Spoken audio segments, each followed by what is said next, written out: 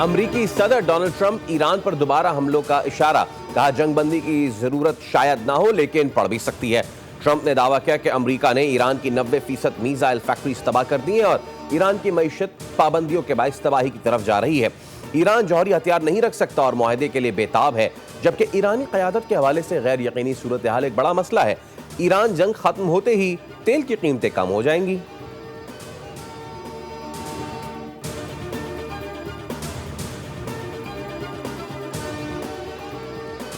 حکومت نے پیٹرول اور ہائی سپیڈ ڈیزل کی قیمت میں پھر اضافہ کر دیا۔ ہائی سپیڈ ڈیزل کی قیمت میں 19.39 روپے فی لیٹر اضافہ۔ ہائی سپیڈ ڈیزل کی نئی قیمت 399 روپے 58 پیسے تک جا پہنچی۔ پیٹرول کی قیمت فی لیٹر 6 روپے 51 پیسے کے اضافے کے بعد 399 روپے 86 پیسے فی لیٹر ہو گئی۔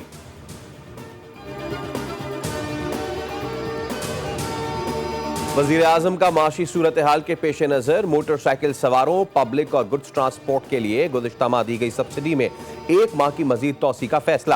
سفری کرایوں اور مال بردار گاڑیوں کے کرایوں میں اضافہ روکنے کی ہدایت، کہا عوامی ریلیف کے اقدامات کی مؤثر نگرانی یقینی بنائی جائے۔ وزیر اعلیٰ سندھ نے بھی ٹارگٹ فیول سبسڈی میں توسیع کر دی۔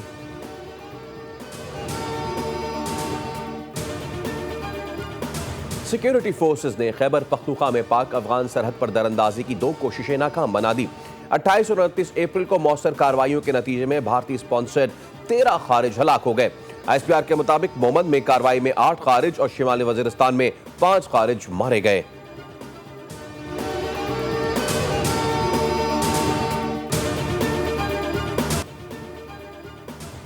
جو ہے وہ اب کچا علاقہ نہیں رہے گا، کچا انشاءاللہ پکا ہوگا۔ 23 ارب روپے کا یہ پورا ڈیولپمنٹ پلان ہے چیف منسٹر صاحبہ نے جو آج اناؤنس کیا ہے۔ چیف منسٹر پنجاب جب پہلے دن سے آئی تھیں تو ان کا یہ ہمیشہ سے ایک ویژن رہا ہے کہ پنجاب میں کوئی نو گو ایریا نہیں ہو سکتا۔ وزیر اعلیٰ پنجاب نے کچے کی ترقی اور امن و امان کے قیام کے لیے 23 ارب روپے کے بڑے ترقیاتی پیکج کا اعلان کر دیا۔ اپنا کھیت اپنا روزگار پروگرام کے تحت 14,500 ایکڑ سرکاری اراضی مقامی افراد کو دی جائے گی۔ صوبائی وزیر اطلاعات عظمہ بخاری کی نیوز کانفرنس، کہا کہ وزیر اعلیٰ پنجاب مریم نواز صوبے کے امن و امان کے لیے متحرک ہیں۔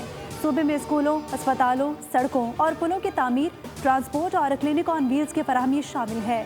جدید ڈرون سرویلنس، APCs اور پولیس گاڑیوں میں کیمرے نصب کیے جائیں گے۔ امریکہ کا ایران کے خلاف پہلی بار ہائپر سونک میزائل نصب کرنے پر غور۔ اقدام کا مقصد ایران کے اندر گہرائی میں موجود میزائل لانچرز کو نشانہ بنانا ہے۔ امریکی فوج آج صدر ٹرمپ کو ایران کے خلاف نئے آپریشنز پر بریفنگ دے گی۔ سینٹ کام کے منصوبے صدر ٹرمپ کے سامنے پیش کیے جائیں گے۔ ایکزیوس کے مطابق حساس جوہری مواد کو محفوظ بنانے کے لیے اسپیشل فورسز اور آپریشن پر غور جاری ہے۔ ایران کی ممکنہ جوابی کارروائیوں کا خدشہ بھی زیر غور آئے گا۔ امریکی سینٹرل کمانڈ نے ایران پر مختصر اور طاقتور فضائی حملوں کا ایک اور منصوبہ بھی تیار کیا ہے، جس کا مقصد مذاکرات میں تعطل توڑنا بتایا جا رہا ہے۔ ان ممکنہ حملوں میں بنیادی ڈھانچے کو نشانہ بنانے کا امکان بھی ظاہر کیا گیا ہے۔ خطے میں شرمناک ناکامی کے بعد امریکہ نیا محاذ کھول رہا ہے۔ خلیج فارس اور آبنائے ہرمز میں نئی صورتحال جنم لے رہی ہے اور مستقبل امریکہ کے بغیر ہوگا۔ ایرانی سپریم لیڈر مجتبیٰ خامنائی نے کہا کہ ایرانی افواج نے حالیہ کشیدگی کے دوران استقامت اور جرأت دکھائی ہے اور عوام نے اپنی فوج کی ثابت قدمی کے مظاہرے دیکھے ہیں۔ انہوں نے کہا کہ خلیج فارس کا مستقبل ترقی، خوشحالی اور عوامی خدمت کے لیے مخصوص ہوگا، جبکہ امریکی موجودگی عدم استحکام کی بڑی وجہ ہے۔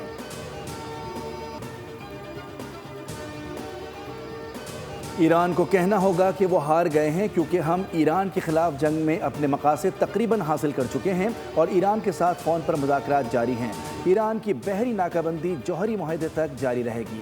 امریکی صدر ڈونلڈ ٹرمپ کہتے ہیں ایران شدید دباؤ میں ہے اور مزید مشکلات کا سامنا کرے گا۔ روسی صدر پیوٹن کے ساتھ ایران اور یوکرین کے معاملے پر فون پر بات چیت ہوئی۔ پیوٹن سے کہا ہے کہ امریکہ جنگ بند کرنے میں مدد دینے سے پہلے روس کو اپنی جنگ بند کرنی ہوگی۔ ایران کے یوم خلیج فارس کے موقع پر امریکی صدر ڈونلڈ ٹرمپ نے آبنائے ہرمز کا نیا نقشہ شیئر کر دیا۔ ٹروتھ سوشل پر تصویر شیئر کی اور آبنائے ہرمز کو آبنائے ٹرمپ کا نام دے دیا۔ رد عمل میں ایرانی وزیر خارجہ عباس عراقچی نے ٹرمپ کی ہرمز پر پرانی ویڈیو شیئر کر دی. لکھا کہ امریکی صدر ہرمز کے لیے پینٹاگون کی گھڑی ہوئی باتوں کی بجائے خلیج فارس کا صحیح نام لے. ہرمز کو کسی اور نام سے پکارنا ایک سنگین غلطی ہے. ایرانی صدر مسعود پزشکیان نے کہا ایرانی بندرگاہوں کی راہ میں رکاوٹ ڈالنے کی کوئی بھی کوشش ناکامی سے دوچار ہوگی.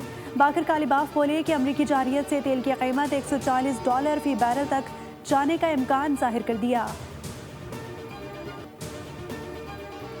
کانگریس میں امریکی وزیر جنگ پیٹ ہیگزٹ کی پیشی.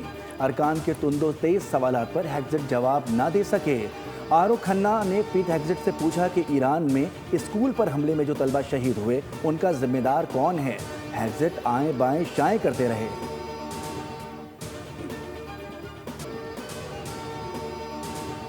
Shehbaz Sharif, as well as our Deputy Prime Minister Senator Mohammad Ishaq Dar and Chief of Army Staff and the Chief of Defence Forces Field Marshal Asim Munir, Pakistan maintained open channels of communication. امن کوششوں کو سراہا. وزیر اعظم نے ایران کا وفد اسلام آباد بھیجنے کے فیصلے کا خیر مقدم کیا. کہا کہ افغانستان سے سرحد پار فائرنگ اور گولہ باری کی مذمت کرتے ہیں.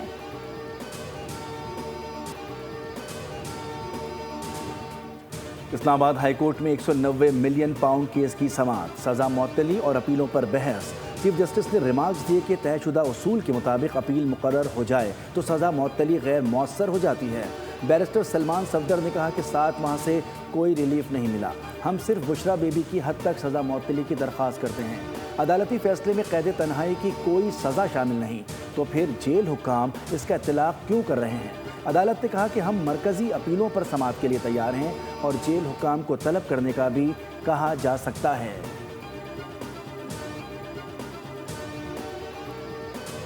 ملک بھر میں نارمل پاسپورٹ کے اجرا کا دورانیہ کم کر دیا گیا. اب نارمل پاسپورٹ 21 دن کی بجائے 14 دن میں جاری ہوگا.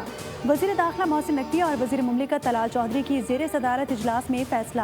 پاسپورٹ گھروں تک ڈیلیوری کے نظام کو مزید مؤثر بنانے اور بزنس پاسپورٹ کے اجرا کو جلد حتمی شکل دینے کی ہدایت بھی دی گئی. وزیر داخلہ نے کہا کہ پاسپورٹ دفاتر میں 15 روز کے اندر مکمل کیش لیس نظام نافذ ہوگا جس سے ایجنٹ مافیا کا خاتمہ اور عوام کو سہولیات ملیں گی. اسلام آباد میں ٹیکنالوجی اور اسٹارٹ اپس میلہ. پاک لانچ کے زیر اہتمام ان کانفرنس 2026 کا دوسرا روز. کانفرنس میں ملکی اور غیر ملکی کمپنیوں کے نمائندے شریک. پاکستان میں اسٹارٹ اپس ایکو سسٹم کو عالمی سطح پر متعارف کرانا کانفرنس کا مقصد ہے. ٹیکنالوجی، ڈیجیٹل انوویشن اور سرمایہ کاری کے مواقع پر تفصیلی گفتگو ہوئی. شرکا نے پاکستان میں ڈیجیٹل بینکنگ اور فائنینشل ٹیک کے بڑھتے ہوئے امکانات پر روشنی ڈالی. پاکستان کے اسٹارٹ اپ ایکو سسٹم کی صلاحیتوں کو اجاگر کرتے ہوئے عالمی مارکیٹ میں اس کے کردار کو اہم قرار دیا جا رہا ہے. پاکستان سمیت دنیا بھر میں آج عالمی یوم مزدور منایا جائے گا. صدر وزیر اعظم کا مزدوروں کے فلاح و بہبود، حقوق کے تحفظ کے لیے حکومتی عزم کا اعادہ.